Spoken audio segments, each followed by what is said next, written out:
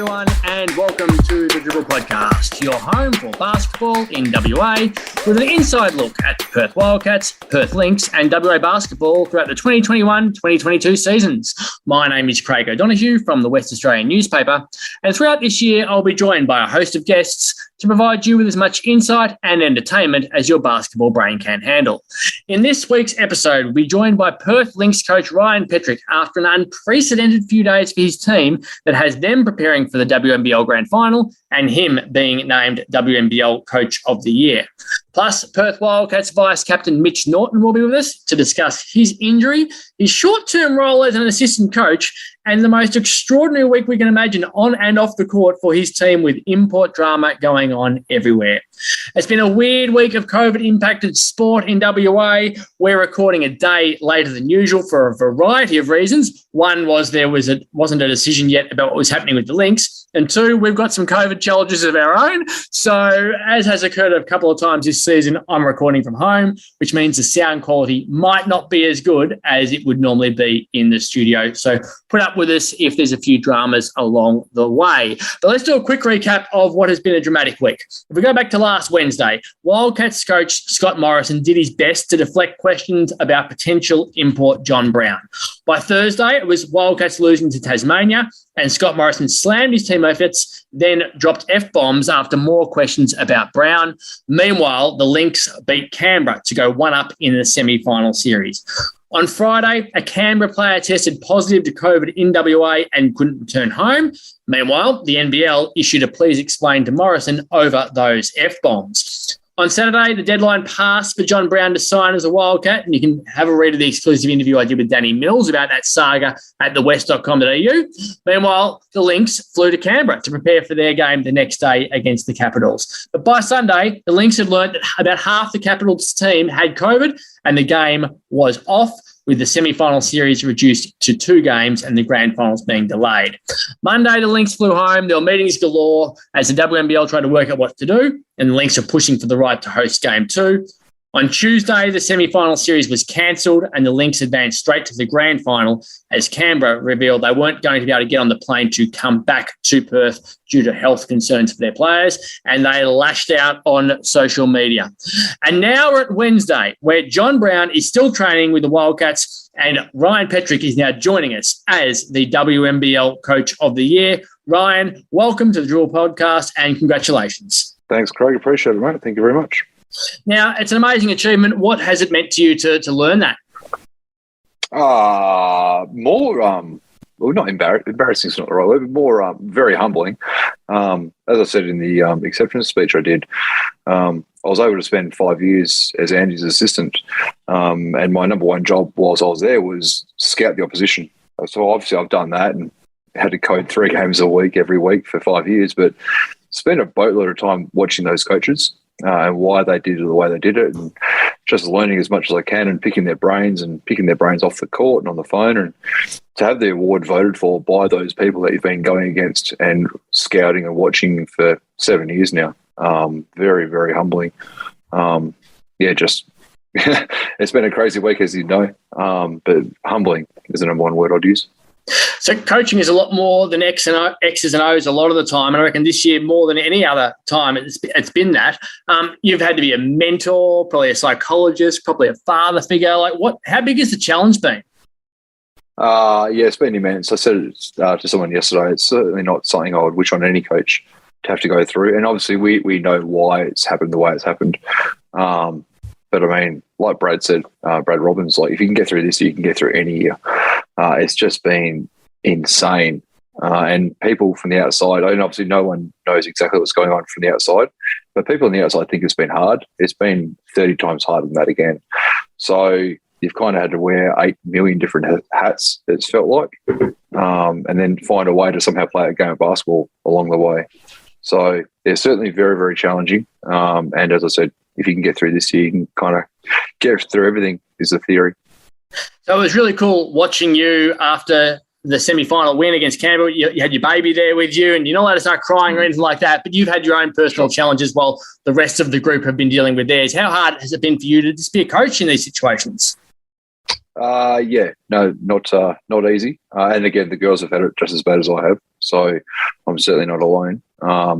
Very, very thankful that I've got a wife in Chelsea that somehow has let me basically live the last 2 seasons on the road.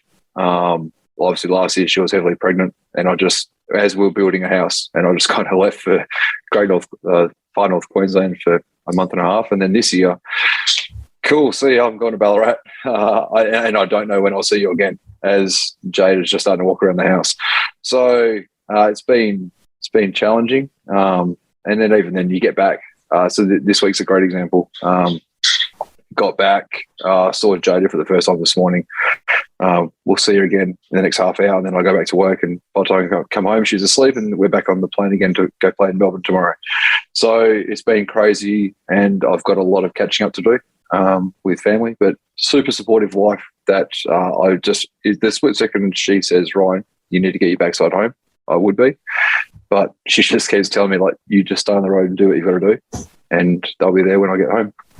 So you're a coaching veteran in some ways, in most ways, actually, I reckon. But except for the WNBL head coaching position is the only place where you're not experienced. You're experienced in every other way. So in everything you've gone through in the past, did anything prepare you for losing Sammy Whitcomb and Maddie Allen last year, and then spending the whole season in Queensland, and now this season in Ballarat? Like, could you have prepared for it in any way? No, but well, clearly not. It's funny, like we laughed last year saying this is a once in a lifetime opportunity to like go and play a season on the road, and then the very next season we had to do it again. So it's been different. The only bit of experience I had was I was a Wildcats development assistant coach with Rob Beveridge.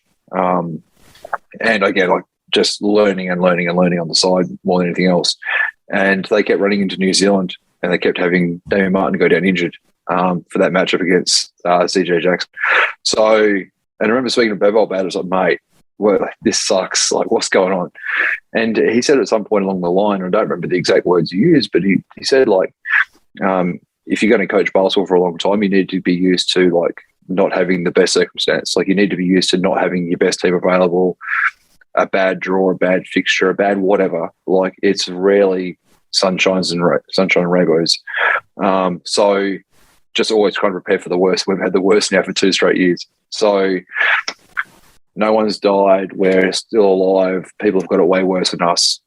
Just survive in advance. Just keep moving on. That's all we've tried to do. And now you're through to a grand final, which is the ultimate reward that you can get for your season. Apart from the fact if you win, that is the genuine reward for your season. How did you find out? So obviously we'd been going back and forth with our GM trying to find out what the heck was going on. Like, as we said early on, we're trying to work out how game 2 was in Canberra in a 2-game series when FIBA rules are, you know, if a series gets reduced to 2 games, the second game is always in the higher ranked seeds court for home court advantage, et cetera, et cetera. So trying to work out how that all worked. And then when the league suggested that, there's a chance like Canberra can't go because the season needs to get done. We need to be done by April 14, 15, whatever it is. So can we get this season done and then can we get the semi-finals done by a certain date? And therefore we've got to play early next week. And Canberra've got 8 players in COVID situations. So how's that going to work? We found out yesterday morning and we've been coding film ever since. So it's a really unique situation because the Canberra players have gone bananas on social media, attacking and today they've gone through and tried to tone that down a little bit, saying they're not attacking any club individually. Have you had many discussions with Paul Goris or anyone at Canberra? What has it impacted relationships? 0 is the answer there. A little bit frustrated on again, the days are just a blur. Now we're meant to play on Saturday or Sunday? Sunday it was. Yeah. Sunday, that's right, Sunday. So I actually don't know. It's Wednesday today. We're meant to play on Sunday. The first we'd heard about the Canberra players getting sick was via their coach to our players. So why is their coaching staff messaging our players on a game day? It's just something I wouldn't do. So and again, it's been a different situation. I'm sure they were trying to do the right thing, but certainly how we were finding out in the first place wasn't ideal. Again, a head coach should never be messaging an opposition player on a game day. That's how we first found out about it. and then the Canberra players blowing up and getting excited. As our players have said multiple times now, we were the higher ranked team. We were up 2-1 in the regular season. The 2 times they were fully healthy, we beat them by 54 points combined, or whatever the number was. We're the high ranked team, and we're up 1-0 in the playoffs. And in a best of 3, you've got to beat Perth in Perth at some point, of which that didn't happen. So you can get excited and jump on social media and complain all you want. Like, I'm not sure what the Perth Lynx were meant to do to help Canberra. It absolutely sucks that they got COVID. No one's arguing that at all. But how any of that was the Perth Lynx fault, I've got no idea. And interestingly, as you said, you had beaten them 3 times in 4 games. The cumulative score across those games was 361 to 315. The one loss came during your 4th game in 8 days, and they'd had a full week off to prepare. So you would have gone in, I would have thought, pretty confident that you had their measure at that point, wouldn't you? 100%. Yeah, and again, we lost that game when they played in Perth. Absolutely, they were really good. But as I said, we lost virtually no sleep over it, because the 2 times we'd had adequate rest and played them on a level playing field, we'd beat them by 20 and by 30 or whatever the exact numbers were. So we were, and again, every team's confident in the finals. We're not trying to be arrogant, but again, the season score would suggest that we had the reason to be optimistic about our chances of winning, and that certainly didn't change after game 1.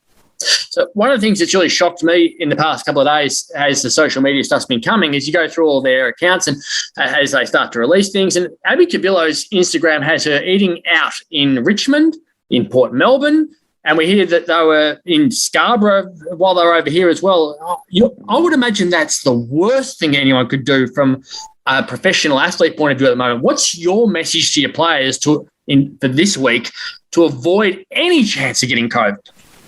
Yeah, so that's happened a few times, and we've been lucky. Well, we've been lucky that we've seen the examples of other clubs and what not to do. So certainly we were all stuck in Ballarat, and when the league got shut down early January, and we were just sitting around in Ballarat for 10 days, whatever it was, we actually couldn't come home. So our girls were furious because this was just after New Year's, and again, as we said from the start, some people get COVID from accidental means. Absolutely, no one's arguing that. But multiple WNBL players had gone out over the New Year's break and had posted on their Instagram and whatever other accounts of them out partying over New Year's. And then within X number of days, there was suddenly an outbreak at that club. Now, again, maybe the 2 things are linked, maybe they're not. But certainly from outside looking in, and we're stuck in Ballarat, we're not able to fly home. Our girls are pretty ticked. So hence the message to the girls at the time, like, do not be dumb and go out and party and all those kind of things. Go out of your way to not get COVID. Some of you are going to get it accidentally. We understand that. But certainly don't go out of your way to try and get it. And then whatever you do not post anything on social media about you being out and flaunting the rules. Because as you've just said, you were able to go onto a Canberra player's social media account and see what they'd been up to. And now the Canberra players are complaining that the league's not being fair to them. So hence we just sit back and just, okay, I'm not sure what else we're meant to do. The message again was rammed home to the girls. You've got another week and a half to try and avoid not getting COVID. And then after that, if you want to go out and celebrate the grand final win and risk getting it, again, I can't hold you back. But for now, we've got to last another 10 days or whatever it is. So if we have a look back to that last game, which does feel like an eternity ago for the Dribble podcast MVP votes, we went 1 vote to Jackie Young for 16 points, 7 rebounds, 5 assists and a steal. 2 votes to Darcy Garvin, who was outstanding with 16 points, 8 rebounds and a massive presence. And I went 3 votes to Sammy Whitcomb for 20 points and 11 rebounds, which has Jackie leading on 26 and Sammy closing fast on 22. Those 2 are going to be influential, along with Marina and Lauren and Darcy in this grand finals, aren't they? Yeah, the 2. I got asked a similar question yesterday. The 2 starting 5s on both squads are incredible, and as soon as you mentioned, okay, this player is really important for Perth, it was like, well, so is the next player, and then so is the next player, and then so is the next player. Like, I'm not sure of our starting 5 who's the least or who's the most important. They're all critical, and as are Melbourne's. It should be a grand final for the ages. It's just 2 of the best starting 5s the league's ever seen. The first time you played them was in January, and it was your third game in 5 days, and they were playing their second in almost 3 weeks after coming through the COVID dramas. Second clash, Australian Opal's absence was happening at the time, and Marina was injured. So it seems like there's no real form line for you to work on. Would that be correct? 100%. It's something, again, I get along pretty well with Guy Malloy. It's something we've talked about multiple times. Like, we just want to have a Perth-Melbourne series where both teams are fresh and healthy, and I don't care if we play 3 games in Darwin or 1,000 games in Tasmania. Let us play somewhere. Even as this Canberra stuff was going on, we were joking amongst ourselves that, let's just hire a gym out. Let's get the 12 Melbourne players, the 12 Perth players. Let's get 3 coaches each. Let's leave the refs at home. Let's just play. We've been desperate to play this series for a long time now. And yeah, the 2 games we've played against them, you just literally have thrown it all out almost, because there's nothing that would indicate future success based on those 2 games. So, Guy's a former Lynx coach. As you said, you two are good mates. It's a unique sort of grand final when you got coaches who are chatting to each other about how excited they are to have the opportunity to play against each other when one of them is going to walk away thrilled and one of them is going to walk away devastated. Yeah, no, he's been, as I said this from the start, he's been huge for my career. He's always really good just to pick up the phone, and I had some questions about some stuff he did because his teams are always really original. A lot of teams in this league copy a lot of the Opals playbook and then just paste it and off they go, whereas Guy's Melbourne teams are always very original. He always had a particular offense and a particular defense based on the team he had, and clearly we run different stuff to Melbourne. But there's a very deliberate reason why our offense and our defense looks the way it does, and that's because of Guy Malloy, and that how he got his Melbourne teams up and about, and how I learnt from him the last 7 years. So you've loaded up on your starting 5 in the Canberra game. Now that you've got time off and everyone's fresh, which is just unheard of for you, is that going to be a real advantage for you to be able to go with that sort of thing again, given the talent they've got there as well? Yeah, we know they generally play their first 5 girls 35 minutes each plus, and obviously during finals teams always drastically shorten their rotation, but they've kind of been doing that anyway, just the way their schedule's been. They've generally been playing 1 game a week for what feels like forever now, whereas we've been playing 3 and 5, 4 and 8, etc., etc. So we've been playing 10 and 12 player rotations, and they've been playing 6.5, 7 until the games are blown out. So we've got a pretty good idea about how they're going to rotate. Obviously, the question mark for us is that we haven't had 1 game in a week for forever. So we've not had a chance to just load up on our starters and let them play and let them expire physically and then give them 4 or 5 days off to freshen up again. So there's a few different ways we can go about it. And this far out, we still haven't settled on our rotations. So the old saying is defence wins championships. We know your team can score like nobody's business. Do you think it will be one at the other end, or do you think that there might be a chance that we could see a bit of a shootout given the talent on both teams? Yeah, first and foremost, I always hate that statement that defence wins championships, because every time a defensive team wins it, everyone runs that line out. And then when an offensive juggernaut like Golden State turns up, everyone just forgets that, and suddenly offense is the greatest thing of all time. So games certainly slow down in the finals. Certainly we're going to know everything Melbourne run, and Melbourne are going to know everything that we run. So we get that aspect of it. But ultimately, you've got to be able to score. I think it much more in basketball comes down to how many playmakers have you got? How many girls have you? Because we're going to know everything they run and try and get them out of it.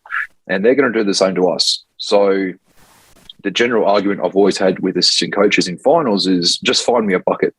Like, they're killing every offensive action we've got. Who can we throw the ball to that can get us a bucket? And we've got 3 of the best in Sam, Jackie and Marina, obviously. But then again, they've got 3 or 4 pretty good ones as well. So who can make timely buckets is going to be huge. And then who's got the best plan, C, D, E, because both plan A, B are going to get extinguished pretty quick, you would have thought. Well, it certainly does promise to be an amazing grand final series. WNBL grand final game 1 versus the Melbourne Boomers at 2 p.m. Western Standard Time on Saturday, followed by game 2 in Perth at 7 p.m. the following Wednesday. What's your message to your fans at the moment as they prepare to see this team hope to try to win a championship for the first time in 30 years? Same as last week. If you haven't got, I think tickets went on sale this morning, and I assume we're back at 75% capacity. Is that right? Yep, that's correct. Yep. 75% will be correct. So you would imagine that's going to sell out really quick. So if you haven't got your ticket yet, don't bother messaging me for them on Monday or Tuesday because I'll be gone by then. I would get in today or tomorrow because they will go pretty quick. And then, hopefully you'll get treated to one of the best grand finals the league's seen in a long time. Because certainly those two starting, let alone the two second units on both sides, but the two starting units are just world class. So it should be a really entertaining series and one that we've been looking forward to for the last 6 months.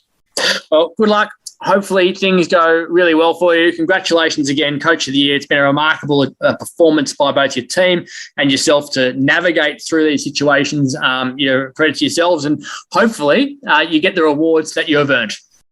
No, I appreciate it, Craig. Thank you as always. Well, as I said, the Lynx are preparing for a grand final and the Wildcats are preparing for a grand final rematch. And throughout all the drama they've been having, Wildcats assistant coach Mike Kelly was also in health and safety protocols, which led to our guest being promoted from vice captain to assistant coach. It's a very random situation to be in, but Mitch Norton, welcome to the Dribble podcast. Thanks for having me, guys. Assistant coach at the moment, which is a little bit random for you. You're normally the vice captain, but with COVID running through the state and running through the team, you became one of the assistants on the weekend. Yeah, very different circumstance for me. However, I wasn't very good at my role, obviously, so I might hang up the old clipboard and that might be enough for me. But I think it's obviously a challenging time. Losing a couple of coaches and a guy that's super fantastic at video. So to be able to cut the game live like Keegan does really helps us when it comes to halftime and viewing clips and things like that. So to not have that avenue to look back on, probably isn't the greatest result. However, I'm enjoying helping the team as much as I can. However, it's killing me not being out there at the moment. I did laugh when I saw you because normally when you're injured, I'll have a look over and you got the shirt hanging out and you just look like a normal person. But you were very, very prim and proper. You were tucked in. You looked like a coach. Yeah. To be honest, I don't know why I went tucked in and had the belt done up nice and tight. First game, I actually forgot my belt, so I had to wear Luke Travers' belt. Turns out he has quite a small waist, so I couldn't really take any deep breaths out that game. But it's like I said, it's a challenging time, and I'm just trying to help the team. So talk me through the conversation, how it comes up. The coach says, "We've run out of people. Basically, we need you to do this to help us out." Yeah, I guess as a player, I guess as a leader of this group, I'm kind of sort of vocal anyway when it comes to what I see and how I think I can help communicate with the guys out on the floor and things like that. So Scott just kind of came to me and was like, "Hey, look, I want you sitting up here next to me with Trig to just help us out as much as we can." So it's cool to obviously hear that come from Scott, someone that I really respect as a coach and as a person, and for him to think that I can help out in any way is something that's pretty cool. So what was your role? What were you required to do? Because everyone's got so many different things as a coach. When you're the assistant, what was your main priority? To be honest, mine was just to think like a player. So it was quite easy. I wasn't charting anything, wasn't taking care of whose foul trouble it was. I did get put with the responsibility to go up and get the stat sheet at the end of the quarter. So all the important things. And when the team was trailing by 20 points in the first quarter against Sydney and Scott was losing his mind, and I couldn't tell whether he was losing his mind because he'd actually lost his mind or whether it was a tactic to try to fire everyone up, he gives away the tech foul. We were debating, is he in this game or is he about to get ejected? You might have become the head coach at that point. Were you thinking at all, I could become in a pretty sudden role all of a sudden? Yeah, I think Scott does a great job of, having our backs and, whether that's getting in the ref's ear or something like that. But I think we kind of let him down a little bit with the way we played. So for him to go, aggressive and have our backs and talk to the referees and then get teched, I was like, oh boy, it's it's getting serious now. This could be it. But no, it's one of those things. Obviously, different avenues can create ways to get teams up and about, and I think Scott was just doing his best for the team. Where do you see this team being at right now? You've obviously got injuries to yourself. There's debate over the import situation. You haven't been playing as well on the defensive glass as you'd like, but you're playing at home also. So you've got the advantage, which you should be there, but it's not there. Where is it right now, do you think?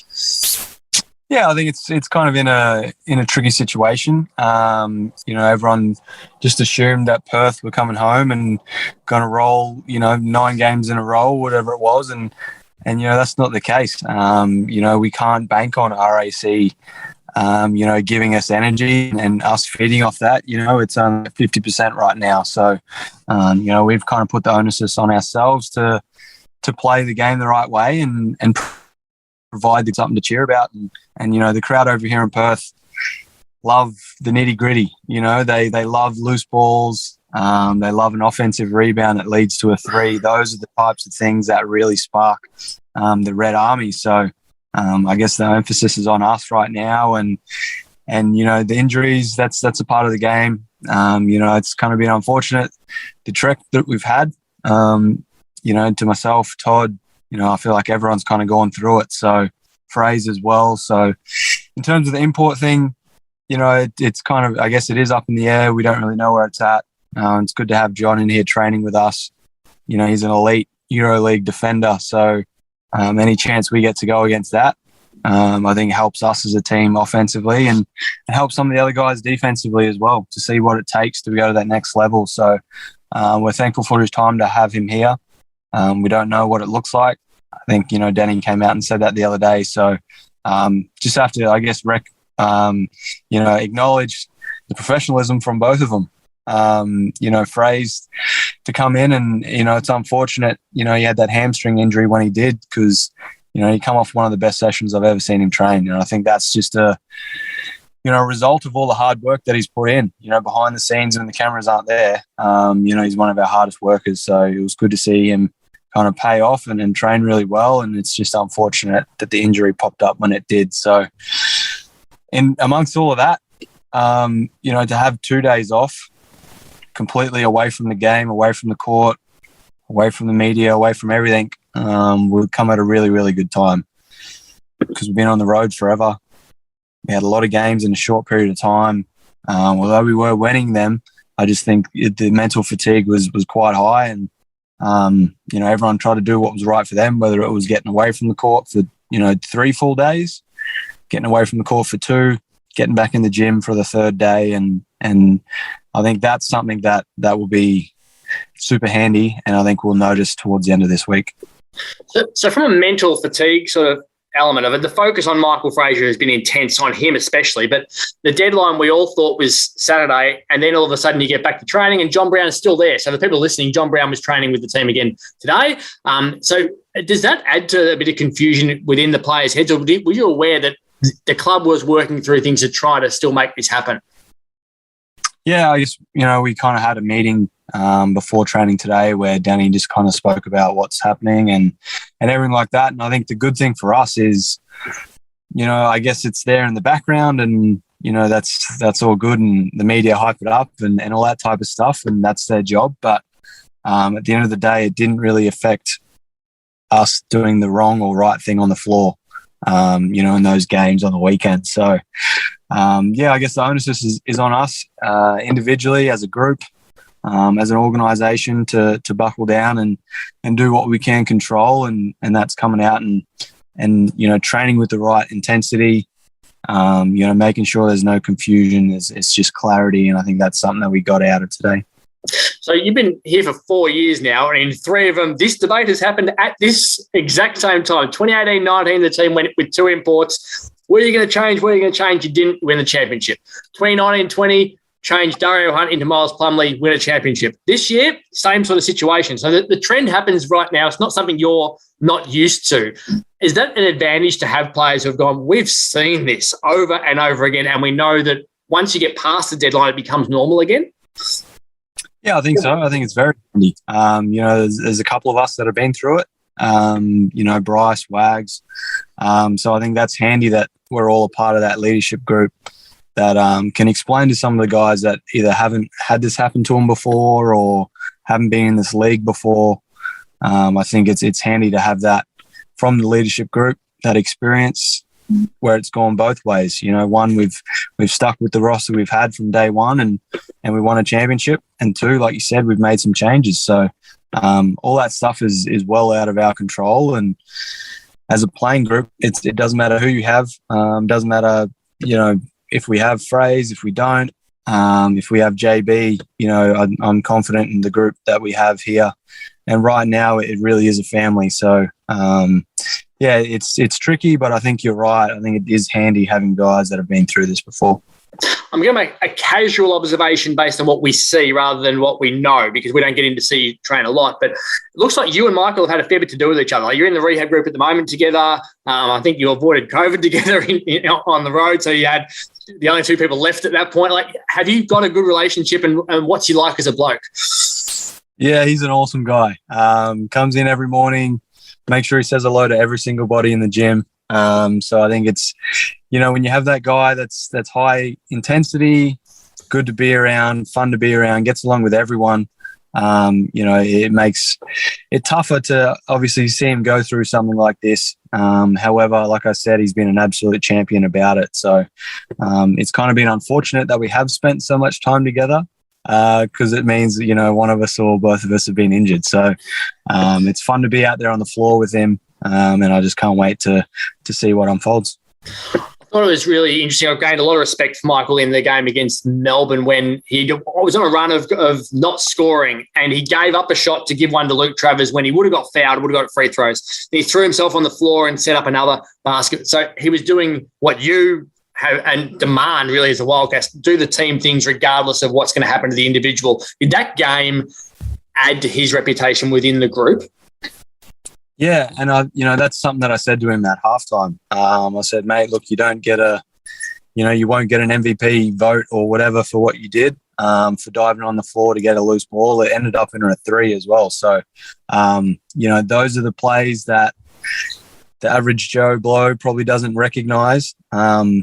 But that playing with that intensity and that hunger to get the ball, diving on the floor, skin off the knees type stuff, that's something that can spark a team, not only for a half or a quarter, but for a little good run that we did have. So, but he does the same thing at training as well. So, it's not just a game time decision or he's putting his body on the line during a game. He shows it every day at training. Now, when are you going to be back throwing yourself on the floor and the things that you do all the time? Like, how's your body? What's your target date to return? Yeah, not sure. Right now I'm feeling really good. So a lot of running and, some individuals and stuff like that as well. So I feel like I'm not a physio or anything, but I feel like I'm sort of ahead of time in a funny way. But again, I haven't done some explosive stuff or anything like that. So I think it's all kind of just a part of that period where, you might have started off with an injury. Some things don't feel great. And then a couple of days later, they feel fine. So, it's all faith in the medical staff and, they haven't done anything wrong by me yet. So, I've got a lot of faith in those guys and just trust the process. How's your quality of life going off the court, given you've had a knee, you've had a head whack, you've had a hammy, you had a hip last year, and then you had surgery? Like, when it's all fun and games for everyone when they're watching you on TV, but I'd imagine you've had a pretty difficult 8 months or so just living your life normally without some pain. Yeah. Everyday life right now is not too bad because I'm able to walk pain-free and everything like that. So I just have to say more so mentally, it gets a bit draining. There's no worse feeling or I guess feeling's probably the right word to when, you're told, like you can't go, that's it. And then you got to ice up at halftime. It's not a lot of fun. More so because you just feel like you're letting the guys down. Not because you're thinking selfishly that I want to be out there, I want to be doing this. It's more so that you feel like you're letting the group down. And that's probably the hardest part about the last 2 games. When you win a game and you're injured and you can't play, that's all good because everyone's still happy and we've ticked the box in the right direction. Whereas, when you lose a game, everyone's kind of on your back. Things seem a lot worse than what they actually are. So that's probably one thing that we got out of this weekend and probably the last month, really. We're never as good as what we think we are, and we're never as bad as what we think we are either. It's just the wins and losses obviously skew that little graph a little bit. There's a couple of blokes in your team who are as very definitely as good as we think they are, and they appear in the Dribble Podcast MVP Awards every single week, so we'll announce where that sits at the moment. On the weekend, I was part of the voting panel for the actual Wildcats MVP Awards. I can't give you the actual 3, 2 and 1s that we've got for the Dribble Podcast Award this week, but I can tell you that Bryce Cotton is leading on 49 votes, Vic Law is second on 43, and then we go all the way back to 12 votes for Luke Travers in third place. Now, Luke had an ESPN journalist from California fly in and watch him on the weekend. They had a draft interview lined up for post-game. Unique pressure to be under, I'd imagine, going into a match. How did you reckon he handled it? Because he was fantastic on the court. What was he like in the lead-up? Did you know it was going on? Yeah, we knew it was happening. I think Mike was at our shoot around and stuff like that, so we all kind of met him and said g'day. But I think Luke's done a great job, especially this year. The hype around him is crazy. And I think if all this was around last year, I'm not sure how he would have handled it. But I think another year under his belt, he's been fantastic. I think Scott's done a great job with him, kind of just, simplifying his role, but allowing him to go out and play and be aggressive. And I think that's something that we've seen Luke come of age lately, and especially the last month or so. I love how he handled it. It'd be easy to go out and think about yourself and try to do the best you can to get, your stocks up and everything like that. But I think the way he approached the game was really good, and I think that's something that he can carry on for the next month or so. Now, last week, our guest on here was your former teammate, John Mooney, and it was his birthday a couple of days before. It seems like a bit of a birthday theme because you got one coming up in a couple of days' time. What are your plans? Yeah, massive plans. No, not really. With the restrictions we're under, it's, not a lot going on. So might get some pho for dinner and then maybe treat myself with a little Freddo ice cream cake, I think. So, not a whole lot of plans, but it's going to be good just to spend it at home and with Sasha. What is it like having an April Fool's Day birthday? I imagine it'd be a bit unique as a young kid. It wouldn't be as bad now, but I imagine as a young kid you would have copped a bit. Yeah, probably me not so much, but my old man, when he was calling all his mates to let him know that I was born, had to make the calls twice because they never believed him. So, he had to wait till after 12 and then call them all back and let them know that it was a boy. Oh, that's fantastic. Well, look, thanks for your time. I really appreciate it. It's obviously been a difficult time with injuries and things like that and everything else that's going on off the court, and it's very busy for you. So really appreciate you coming on and giving the Wildcats fans an insight into what's happening with your life. Yeah, no worries. Thanks a lot, guys. Really appreciate the support and love the Red Army and can't wait to see more of you fans in the stands. So that's it for the Dribble Podcast this week. Remember, keep logging on to thewest.com.au for all your basketball news and pick up your copy of the West Australian. Thanks to Ryan Petrick and Mitch Norton for their time this week. We'll be back next week for another episode of the Dribble Podcast.